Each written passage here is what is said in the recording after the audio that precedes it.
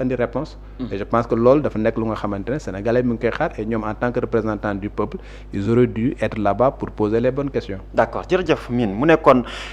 ay ponk yoo xam ne rek mënuñ ci woon ñàkk bañ a ñëw lu soxal actualité politique fii si réew mu Sénégal mais li gën a am solo jàppale ne également daañu taxaw bu baax a baax li nga xam ne mooy actualité judiciaire fii si réew mi ak it yenn si yi nga xam ne am nañ ko si bitim réew mu fas yéene ko faram-fàccee fi ma ko bëgg ñu njëkk koo dooree mooy marche ñaar fukki fan ak juróom muy le 25 novembre bi ku ne xam na ne cour d'appel bu Versailles fële si diwaanu Paris mu ngi doon statuer si li nga xam ne moo nekk procès bi jëm si wàllum extradition Madiambal Diagne loolu nag gis nañ li si mujjee am ndax gis nañ ne ñoom cour d'appel bi si boppam dañoo demander ay information état bu Sénégal ngir ñu mun leen fournir lu gën a leer laataa kon ñu leen di jébbal ki nga xam ne mooy Madiambal Diagne bi nga xam ne jamono ji mu nga seen réew ban commentaire ak analyse ngay def si situation boobu. Commentaire bi ma ciy def mooy dama jàpp que ni su fekkee ni cour d'appel bu Versailles dem na bay demander ay compléments d'information à l'état du Sénégal c'est parce que seen dossier c'est pas bien préparé c'est sama xel mu gàtt parce que dama jàpp ne su fekkee ni véritablement le dossier defoon nañ ko dossier bu nga xamante ne dossier bu clair la information yi nga xamante ne juge bi da koy soxla jox nañ ko ba mu mat juge bi du demander ay compléments d'information parce que dans ce cas de procédure ki nga xamante ne moom mooy procureur général bu cour d'appel bu Versailles moom mooy soutenir li nga xamante ne moom la état du Sénégal di laaj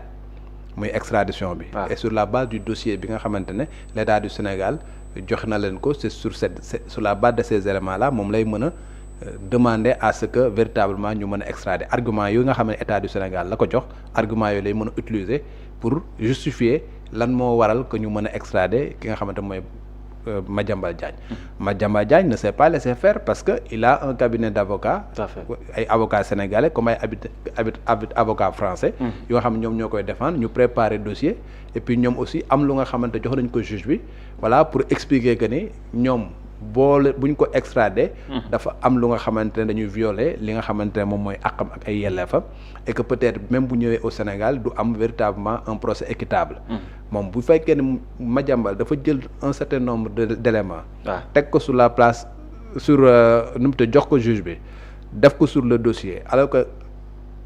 à côté l'État du Sénégal selon li nga xamante moom la juge yi da joxuñu leen des éléments clairs yu nga xamante ne moom mooy clarifier les faits yu nga xamante moom lañ koy topp mooy clarifier incrimination bi nga xam moom lañ koy topp mooy clarifier procédure bi nga xamante ne moom lañu suivre pour demander extradition bi ba juge bi moom si boppam di demander ay compléments d'information je me dis que l'État du Sénégal n'a pas véritablement préparé un dossier imbattable maintenant kon est-ce que loolu du jox raison Madiambal Diagne bi jàpp na peut-être c'est un dossier politique. joxagu ko raison parce que le complément d'information c'est dafa nekk lu nga xamante ne ci ay procédures lu normal la. waaw li nga xamante ne le juge français demande na ko l'État du Sénégal.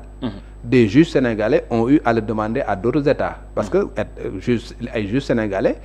yor nañ ay dossiers d'extradition yu nga xamante ne yeneen réew ñoom ñoo demande extradition ba ñu xool dossier bi également ils ont demandé à ces pays-là de donner des informations supplémentaires pour que ñu mën a apprécier souverainement li nga xamante ne encore une fois France mi ngi koy laaj des juges sénégalais des juges de la chambre d'accusation bu Sénégal ils ont eu à le demander à d'autres pays dans le cadre de demande d'extradition yu nga xamante ne ku ñu jàpp ku nga xamante ne doomu bitim réew la beneen réew daal di koy soxla état du Sénégal war a statuer sur loolu daal di jàpp ne amul élément yu nga xamante moom moo yemb pour véritablement statuer sur extradition parce que bu fekkee ne dañ laa soumettre demande d'extradition il y a des choses yu nga xam ne da nga ko war a vérifier même boo xoolee li nga xamante ne moom la Sénégal signé ak France muy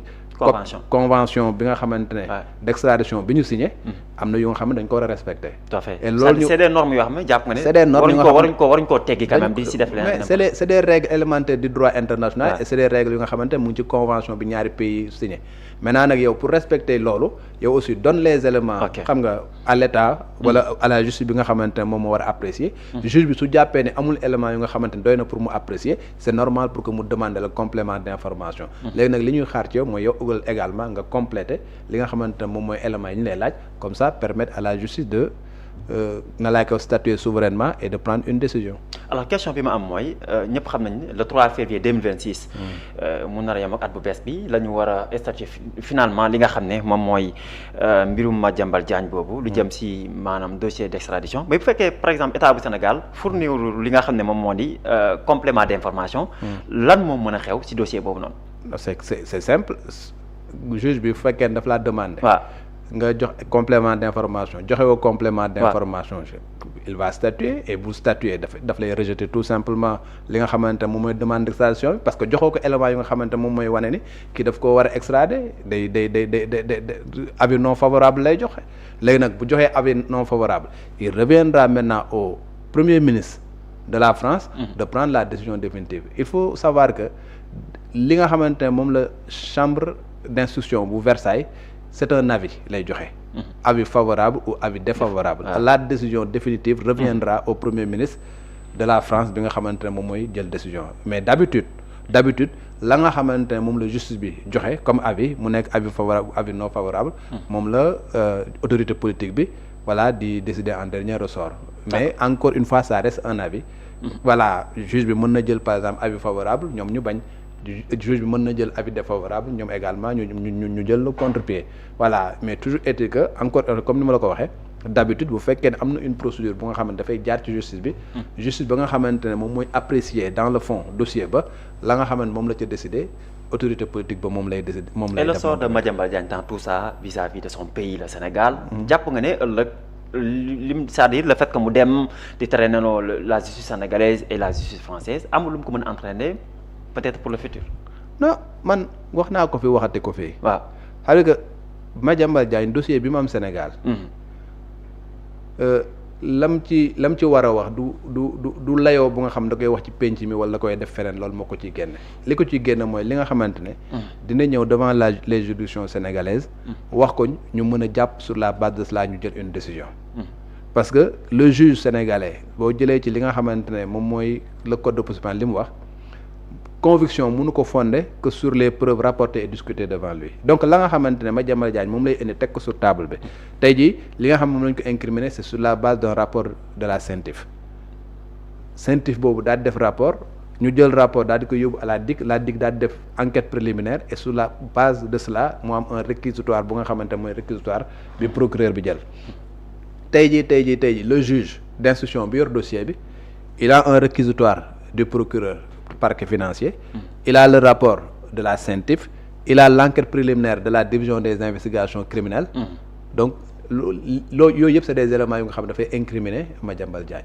la nga xamante ne mooy ragg ginnaawam moom moo mën a ñëw ci juge bi daal di lay ak moom lépp lu nga xamante ne dañ ko jàppoon ne li ay accusation la moo ne ay éléments yu nga xamante ne moom mooy dàqlu yëpp loolu mooy li nga xamante ne moom moo ko mën a servir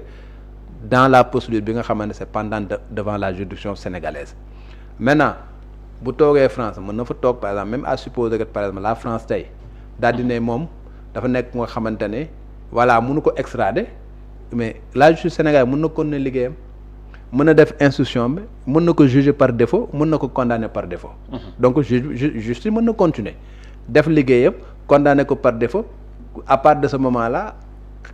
xaj na Madiambal Diagne mën na toog France. mais dootul mën a ñëw ci Sénégal parce que bu ñëwee Sénégal à la minute qui suit bu ñëwee aéroport ñu jàpp ko. te buñ ko jàppee également teg ko yoon. donc la nga xamante ne mën na ko yàqal moom mooy voilà il décide tout simplement de mettre une croix sur son pays de mettre une croix sur tout ce qu'il a au Sénégal de mettre une croix sur sa famille au Sénégal et par conséquent daal di ne ok voilà man sama yoon nekkatu ci et je pense que loolu Madiambal du ko def je pense que man tôt ou tard.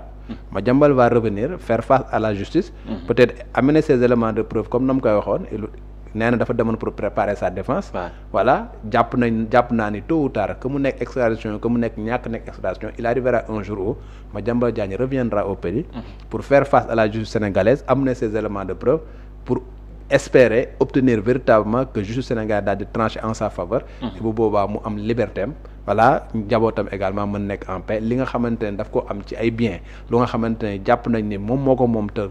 ça n'a rien à voir avec li ñuy woowee blanchiment de capitaux mu mën cee jouir famille am également mën ci jouir. d'accord loolu leer na ma bëggoon ñu taxaw ci beneen cas ba tey rek jëmale ko ci mbirum Badara Gadiaga ndax dossier bi fi mu ne nii ma ngay am avancement lu jëm ci li nga xam ne mooy liberté provisoire bi nga xam ne demandé woon na ko ñu accordé ko mais ba suñu joon yàlla tey gis nañ ne Badara mujjul génn beneen bi aussi mooy chambre d'accusation war a statuer ci li nga xam ne mooy ci liberté provisoire boobu nga xam ne ñi nga xam ne ñoom ñooy layool Badara Gadiaga sàkkoon nañ ko ngir mu génn ci li nga xam ne moom moo di ci kaso bi loolu nag war a am le 4 décembre ban jàngat ngay def ci situation. waaw loolu procédure normale la. waaw déjà li ñu mës a wax moom mooy les pouvoirs yi nga xamante ne parquet da